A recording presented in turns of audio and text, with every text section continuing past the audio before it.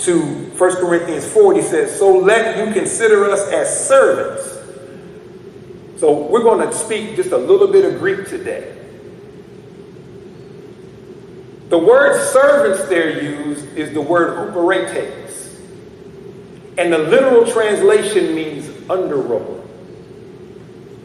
Now, why is that significant? Back in under Roman rule, the Romans improved on a design that had been created, I believe, by the Assyrians. They had boats called triremes. And these trireme boats would sit on top of the water, of course, but in the front of them, they had a brass point. And they would use these triremes to ram into the ships of the enemy and cause them to sink. Well, of course, if you have a boat that's going to ram something, you need to build up as much speed as you can so that you can ram with the maximum force.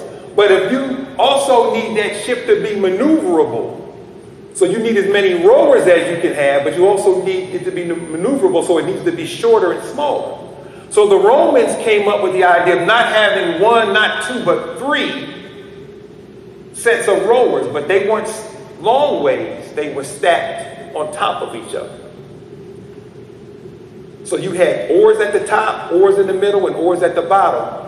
And as you can probably guess, the under rower were the ones that were at the bottom of the ship. Now this was a nasty place because these men were usually condemned prisoners or slaves.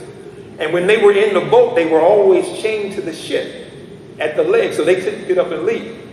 But if you were an under rower, gravity was not your friend.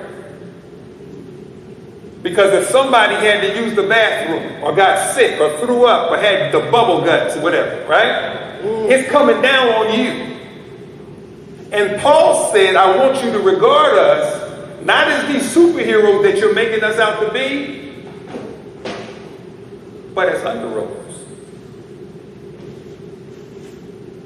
Now, none of us really thinks that we would want to volunteer in a trireme. But that's what Paul was saying. If you want to talk about me and Apollos, talk about us as servants, as under rowers for Christ. What happens when a man takes his ego when it comes to who he is and sets it down and puts Christ on top? What happens when a man decides, you know what, whatever God called me to do, I'm going to do it with all my might, and I'm not looking for recognition. I'm not looking for you to puff me up. I'm not looking for you to recognize that I'm this smart or have this degree or got this much money or this is what I did. But the fact that I want God to see, because that's what Paul and Apollos were doing. They were working for Christ. They weren't looking for that. They weren't looking to be recognized. And am I saying you should never want recognition? Absolutely not. But our attitude should be as servants for Christ. How much could we do as men to change the church, to change our homes, to change the neighborhoods, to change the cities, if we decided, you know what, whatever needs to get done, that's what I want to be a part of. And if my name is at the top or at the bottom, it doesn't matter because I'm not working for you, I'm working with God. And there's a difference.